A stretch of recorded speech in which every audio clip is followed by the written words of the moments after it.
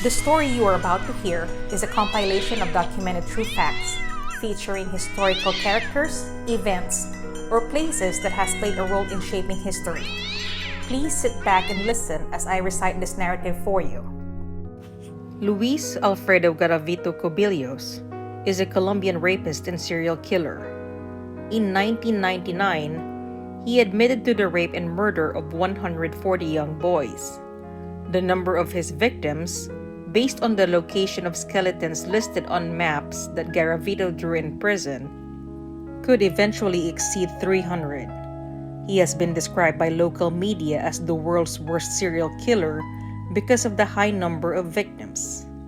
Garavito was born on Genova, Colombia on January 25, 1957.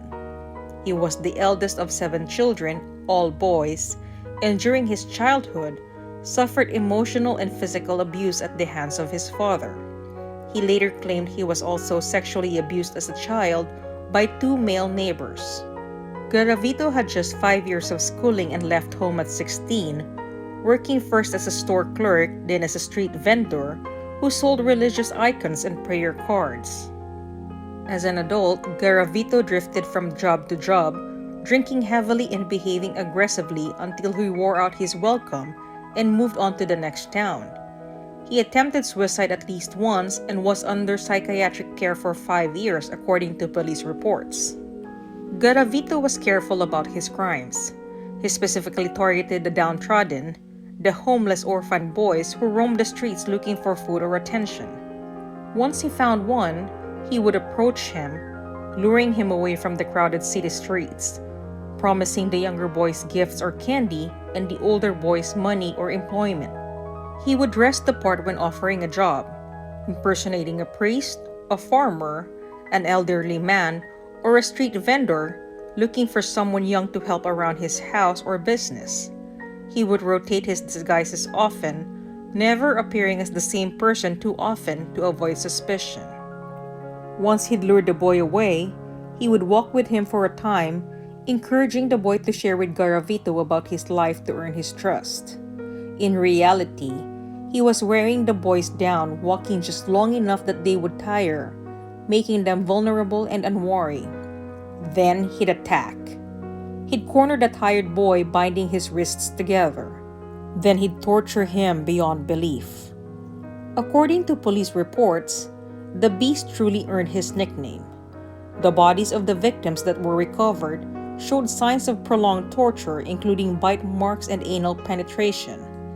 In multiple cases, the victims' genitals were removed and placed in his mouth. Several of the bodies were decapitated. 5 years later, after Luis Garavito murdered his first victim, police began to take notice of the missing children. In late 1997, a mass grave was discovered, prompting police to launch an investigation into their disappearances. In February of 1998, the bodies of 2 naked children were found on a hillside, lying next to each other. A few feet away, another corpse was found. All 3 had their hands bound and their throats slashed. The murder weapon was found nearby. While searching the area around the 3 boys, police came across a note with an address handwritten on it. The address turned out to be Garavito's girlfriend, whom he had been dating for years. Though he wasn't in the home at that time, his things were, and the girlfriend gave the police access to them. In one of Garavito's bags, police discovered pictures of young boys, detailed journal entries in which he described each of his crimes, and tally marks of his victims. A search for Garavito continued for days, during which known residences of his were searched, as well as local areas where he was known to hang out to look for new victims. Unfortunately, none of the search efforts turned up any information on Garavito's whereabouts. That is, until April 22.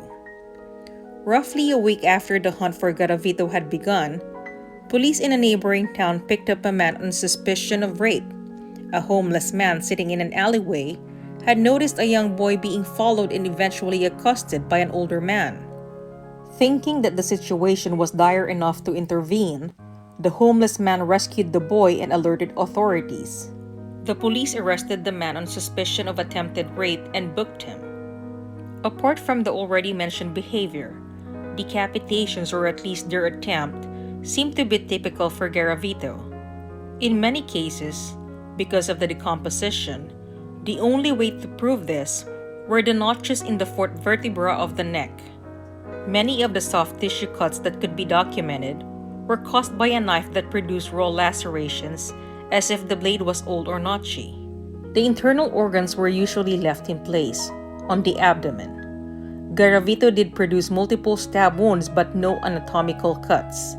The only exception was a 10-year-old boy who was killed in January 1997 and was found under similar circumstances, but the wounds were produced by a stabbing weapon without a blade, or better described as impaling wounds.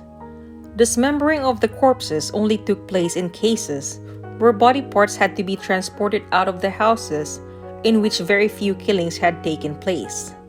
In very few cases, he also put the bodies in bags and sank them together with stones and water.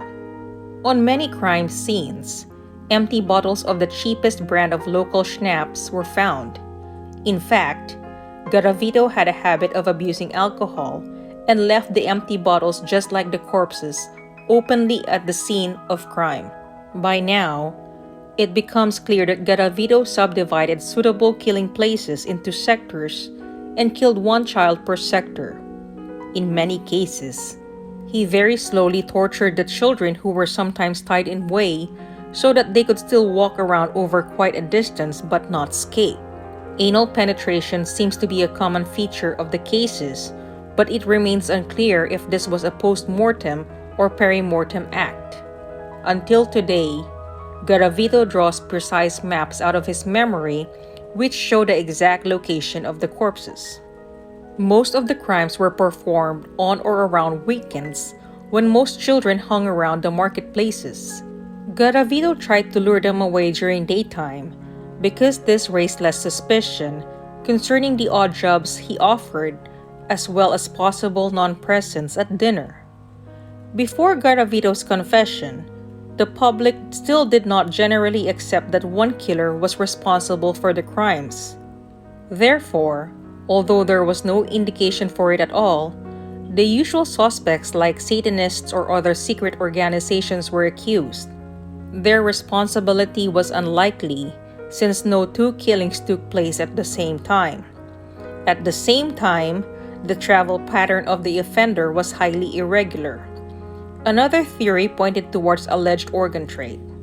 Since mostly stab wounds were found, and since the conditions at the scenes of the crime, identified by blood stains protruding from living persons, were highly unsterile, this theory was quickly dismissed. The police and prosecutors say Garavito has admitted killing children in 54 cities across Colombia as well as in Ecuador. The largest concentration of killings appears to have occurred in his native region, in and around Pereira, a coffee-growing area in the west-central part of the country. Investigators were led to Garavito when witnesses and hotel records placed him near many of the murders, and rope found in his home matched the cord used to tie many of the victims' hands, among other clues. On October 28, 1999, after several weeks of confirmatory investigations, Garavito was for the first time exposed to the fact that his identity was known and that evidence for his crimes was found. During the first questioning, he confessed to his crimes straight away and asked God and mankind for forgiveness. Police dug up a mass grave of his alleged victims, 25 boys, in November 1997 in a ravine in the western coffee-growing city of Pereira. That gruesome discovery, initially thought by local authorities to be the work of a satanic cult, prompted authorities to create a nationwide task force that began to encounter similarities between cases across the country.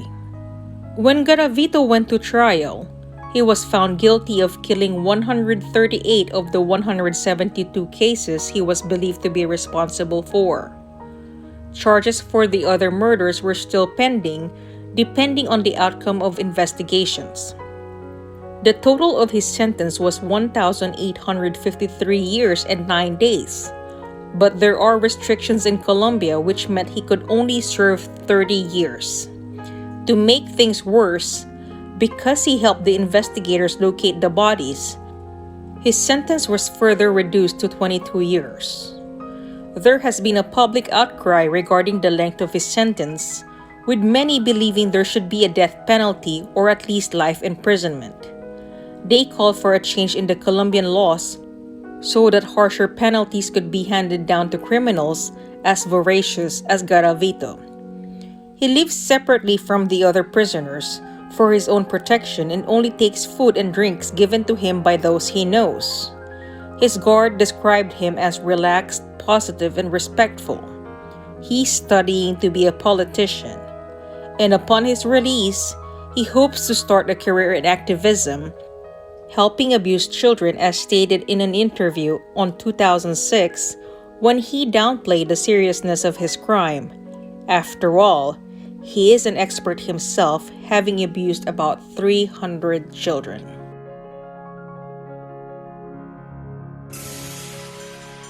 Hey everyone! I just wanted to express how grateful I am that you took the time to listen to my narration. Hopefully you enjoyed it. I am Twisted Mind, and please enjoy the rest of your day. Salamat!